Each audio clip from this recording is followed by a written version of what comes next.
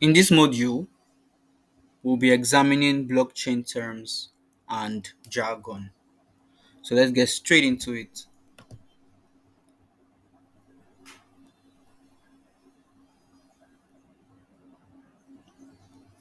Blockchain terms and jargon. Cryptocurrency, digital or virtual currencies that use cryptography for security.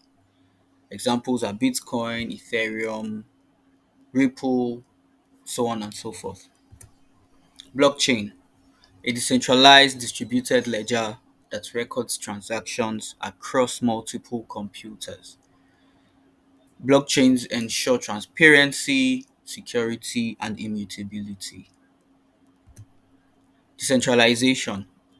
It's simply the distribution of control or authority across a network, reducing reliance on a central authority. We already explained decentralization and how vital it is to the whole blockchain industry. Smart contracts, self executing contracts with the terms written in code. Smart contracts execute automatically when predefined conditions are met on the blockchain. Web3, the next generation of the internet, emphasizing decentralization and user ownership of data. Web3 aims to create a more open, transparent, and interoperable web. I'll speak a little on this. Web3 is basically the internet, but using the ideals of blockchain and decentralization. So instead of centralized control of data, centralized control of you know computing power, we with Web3 we have a decentralized uh, system of the internet. So think regular apps, right? But instead of logging in and giving your full details, your your house address, your family home and whatnot, you just go on, you remain anonymous, and your data is protected. Okay, so with centralization like we currently have, if say Facebook gets hacked,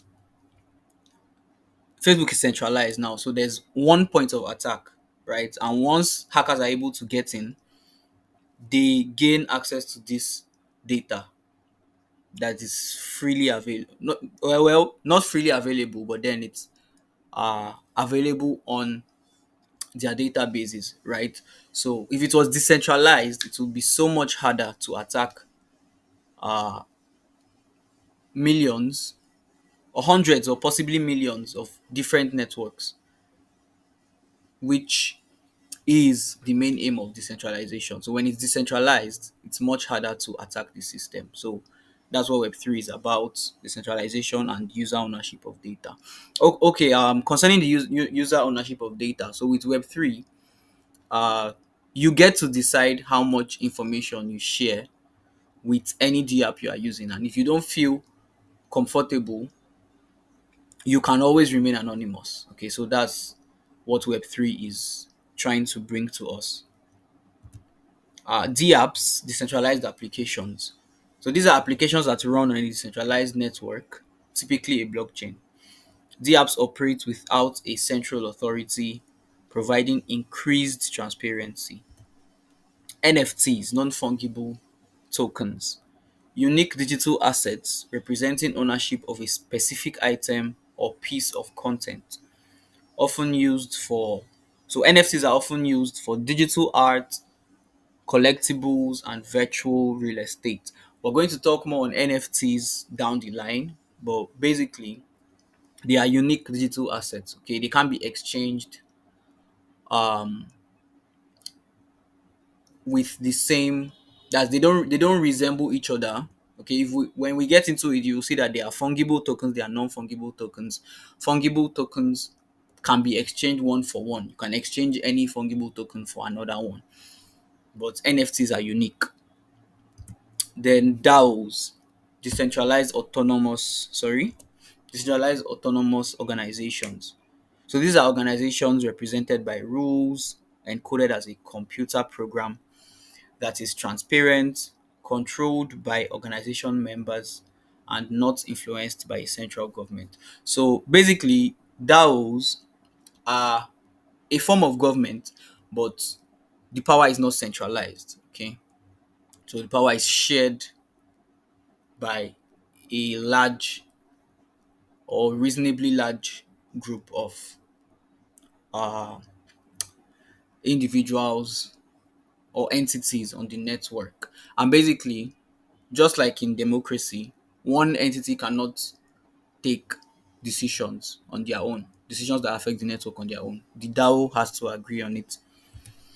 So, consensus mechanisms, these are protocols used to achieve agreement on a single data value among distributed processes or systems. Examples are proof of work, proof of stake, delegated proof of stake. Basically, consensus mechanisms are the agreed mechanisms or systems that are used to secure blockchains.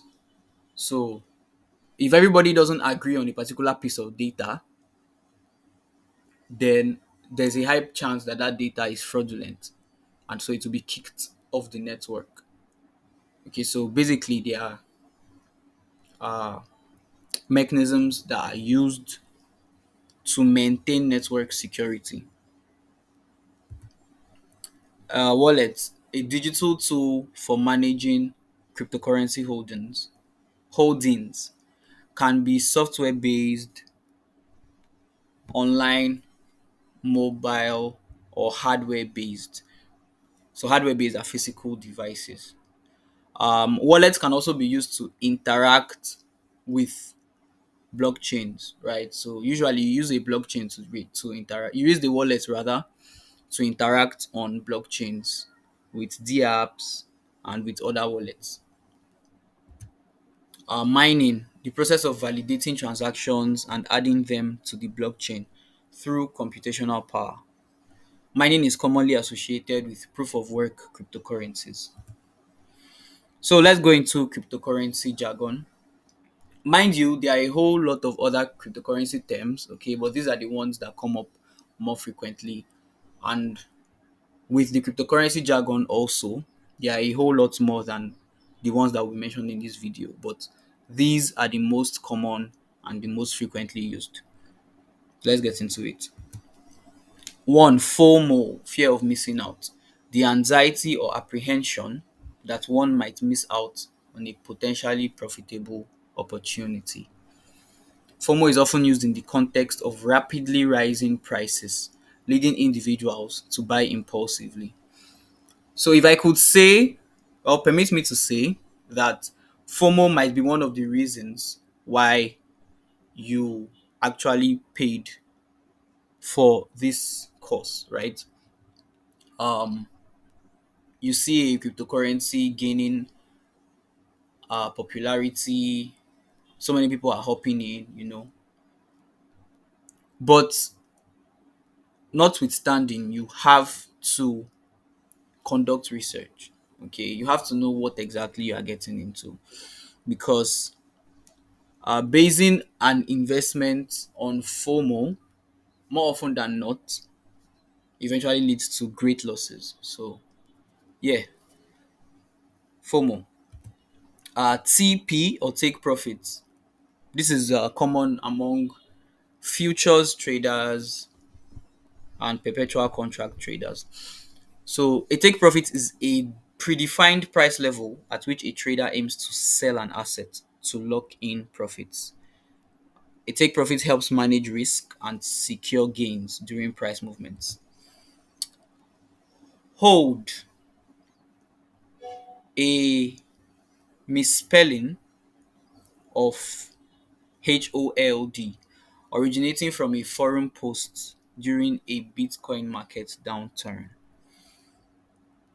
It encourages investors to resist selling during market fluctuations with the belief in long-term gains. So basically, hold is what someone tells you or what you tell yourself when you believe there's still potential upside to the cryptocurrency uh that you've currently bought into, right? Cryptocurrency you're currently holding. Whale, a term used to describe an individual or entity with a large amount of cryptocurrency. Whales have the potential to influence markets due to their significant holdings. So whales are basically people who have a whole lot of money and can afford to buy large amounts of cryptocurrency. Bull market, a market characterized by rising prices and optimism among investors. Bull markets are often associated with increased buying activity. That's self explanatory. Bear markets, a market characterized by falling prices and a pessimistic outlook. Bear markets are marked by increased selling activity. Altcoin, any cryptocurrency other than Bitcoin is an altcoin. So, as regards a um method of preserving value as a store of value, Bitcoin is really, really solid, right?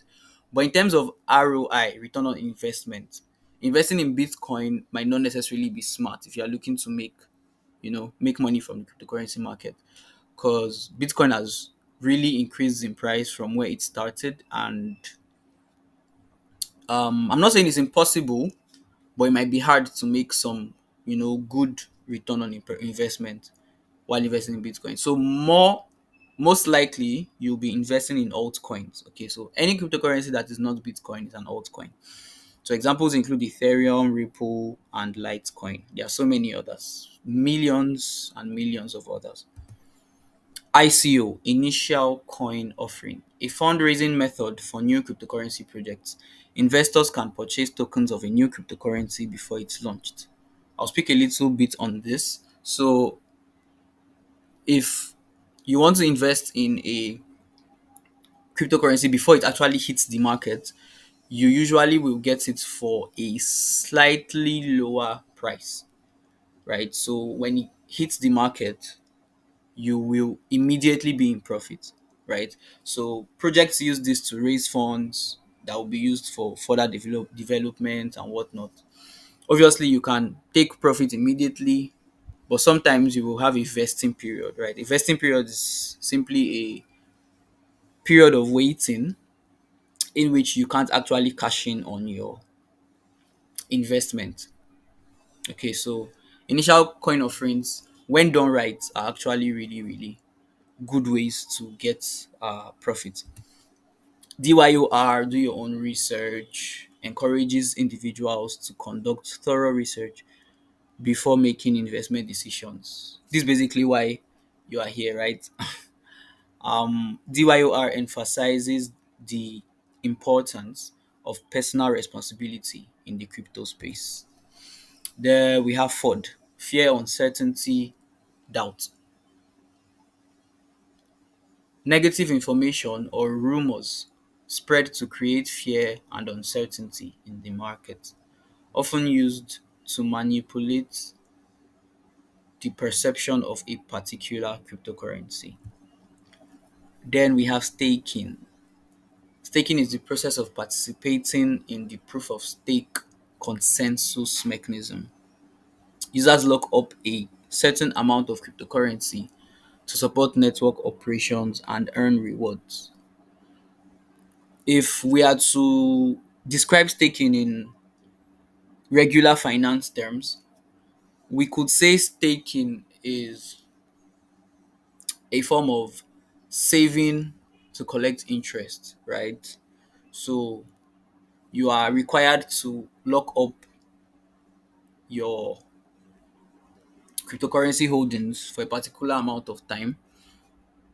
Those tokens will be used for network operations, and then in return, you get some amount of either that same token or another token, right? So basically, it's kind of like earning interest, right? So if you gave your money to a bank and they used your money to trade or whatever, uh, well, usually your bank would give you somewhere around 2 to 10%.